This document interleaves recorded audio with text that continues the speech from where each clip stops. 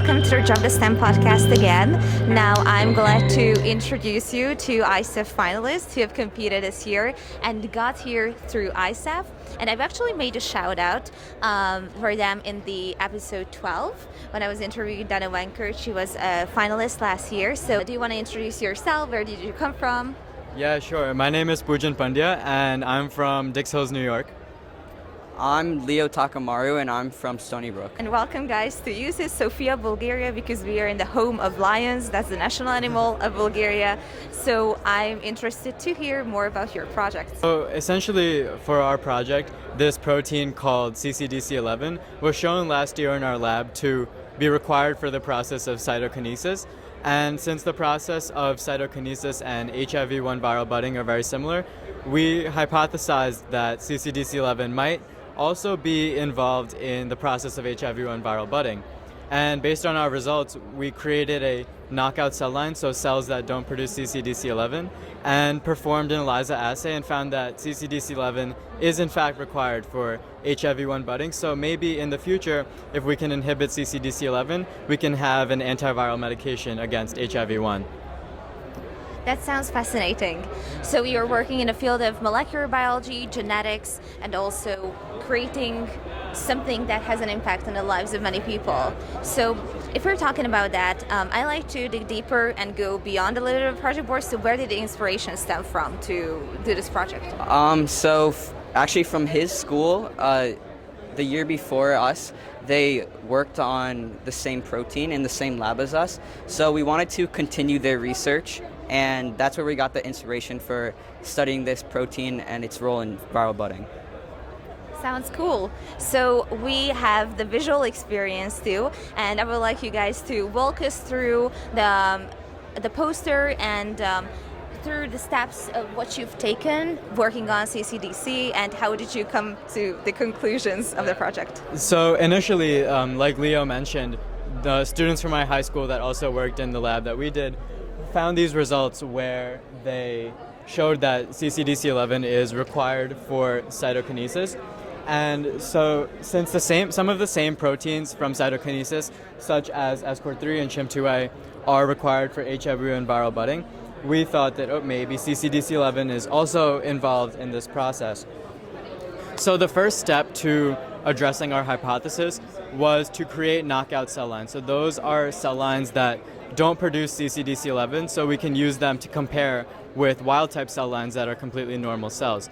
So in order to do that, we use the CRISPR-Cas9 process, which, as many of you know, in terms of like designer babies, that's not exactly what we did. All we used CRISPR-Cas9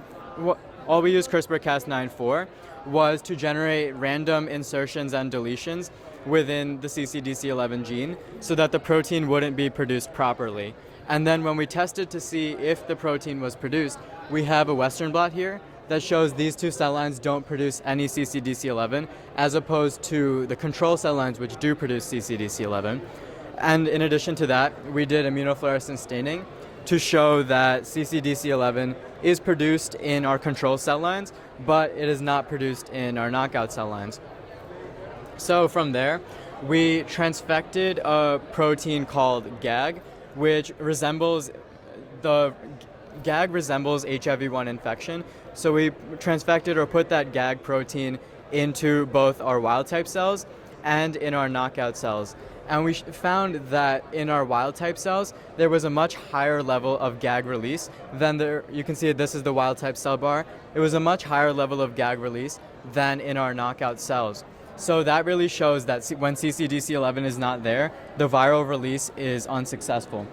Then the following summer, we worked to see what exactly CCDC11 is interacting with within the cells. So once we get a better idea of what CCDC11 is interacting with, then we can develop some kind of antiviral medication to inhibit CCDC11. So this is what this staining is for, to see what protein CCDC11 co-localizes with. And the two proteins that we found that's co-localized with CCDC11 are TSG101 and CHIM2A. This staining here is a SIM image, which is just a higher resolution image, which also shows the co-localization of CCDC11 and CHIM2A, you can see that they very closely co-localize. And in addition to that, we did a co-immunoprecipitation to see what CCDC11 is physically interacting with. And based on the co-immunoprecipitation, CCDC11 interacts with CHIM2A. We can see it again. So all these results really confirm the interaction with CHIM2A and with TSG101, which are two proteins that are known to be involved in this process, and now we know that they are interacting with CCDC11. And based on that, we have created a model to show that, first of all, when CCDC11 is knocked down, the HIV viral budding is significantly less successful. And this is our kind of next hypothesis about what CCDC11 is interacting with and what role it's playing in the viral budding process.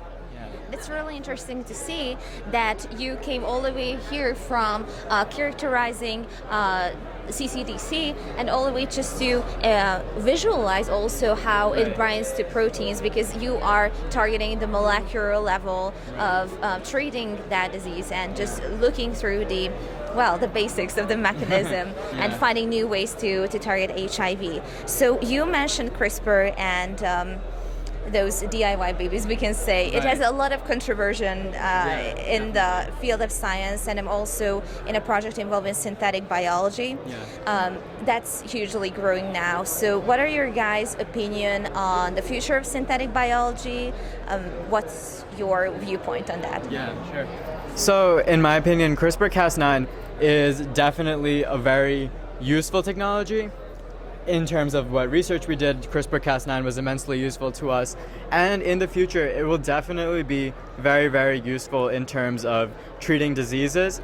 But I think that with any new technology, you have to be careful, right? People can take this too far, be too powerful with it. When you talk about designer babies for traits that aren't necessary for survival, then I don't really like the idea of using CRISPR-Cas9 for that. But if it can be used to treat diseases and help people lead better lives, then I think it's a technology that should definitely be explored and used. Absolutely. And how was working on the CRISPR technology in the experimental settings? Was it your first time using it, or? Yeah, so actually, do you want to, because Poojan is more like, works with it more. I don't even, Okay, teamwork. I mean, it was it was a really cool experience to use CRISPR-Cas9 because this is like the forefront of molecular biology today. It's one of the most advanced technologies, and as high school students, to be able to use this technology was really an amazing experience and a one-of-a-kind experience. So we're really thankful that we've had this opportunity to work in this lab and work with all these technologies, CRISPR-Cas9 and the other technologies like staining, sim imaging. It was all really a great experience. Yes, this sounds cool that you actually got to work with such a novel way of targeting scientific problems. And also back to that, it's just really important to differentiate between the cause of science you're doing, because you're working for the advancement of human health.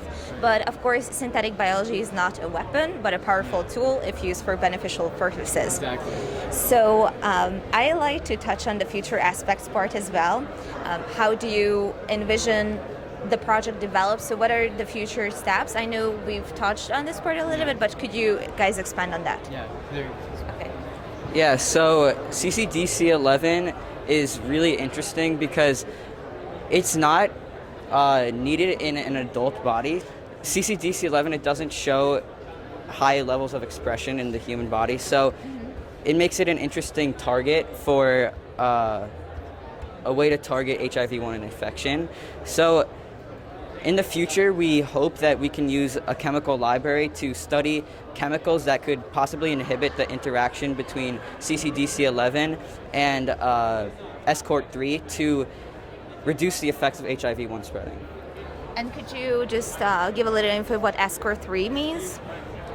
Yeah, so SCORT3 is a complex that at first, so SCORT3 is important for the abscission in the process of cytokinesis, and it's also important in viral budding because it also makes the abscission so viral buddings can come from the membrane.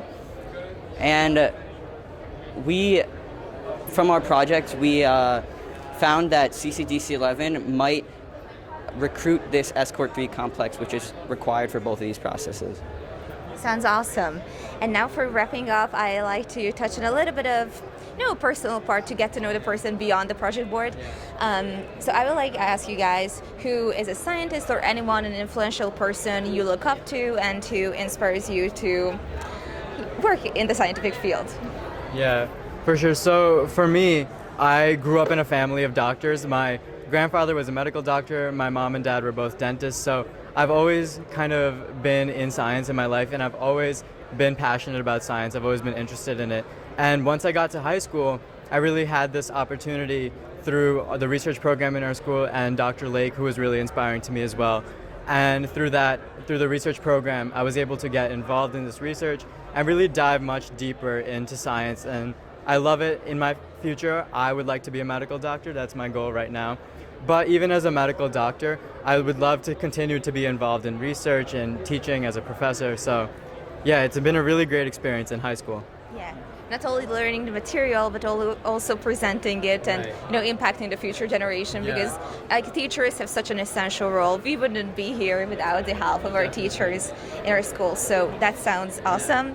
And yeah, so for me, my biggest inspiration was probably my parents, who are both they both study pharmacology. And so growing up with in that situation, like, I've always had a strong background in science. And so in high school, I applied for my research program as well as Poojan. And there I really found my passion for science and studying for what I'm most interested, which is microbiology. Oh, I'm working in microbiology as well, so it's great to hear to share the same passion. That's what science fair is about. You get to talk to people and you say, oh yeah, I'm interested in that too. So it's just great to have this collaboration and also to hear about that there are people standing behind your back and to continue to push you forward in the scientific realm. So just because we are in Sofia, Bulgaria, have you been enjoying the country so far, the city? How is it like? No, this is such a great experience to be in Sofia right now, especially because while we're at EUCYS, all these people that we're meeting from all around the world, all around Europe, and you see that even though we're from the United States, they're from these European nations, we're also like-minded in that we love science and that we're here to present it. And already, even though we've only really had one night of this conference so far, we've made friends that we've been talking to and having dinner with, having conversations about science and our lives in our different countries. So that's really been probably my favorite part of Intel ISEF and of EUCYS, just meeting so many like-minded people and making so many great friends. Yes, I 100% agree. It's such a great opportunity and initiative to be part of. And what's your opinion on Sofia? Yeah, for me, what I appreciate the most about this fair is meeting people from different countries and learning about their different backgrounds and how they all got interested in their topics. Yes, thank you guys for sharing about the project and getting to know you, and this will be featured in the episodes coming up, so make sure to tune in to us on Spotify, Apple Podcasts, SoundCloud, and now YouTube as well. Bye there. Yeah, thank you so much for having us. We really appreciate it. Yes, absolutely. And ISEF gang, you should be watching this. Okay. Sure. Hey guys, again, I'm tuning in from home, but I've got some news for you.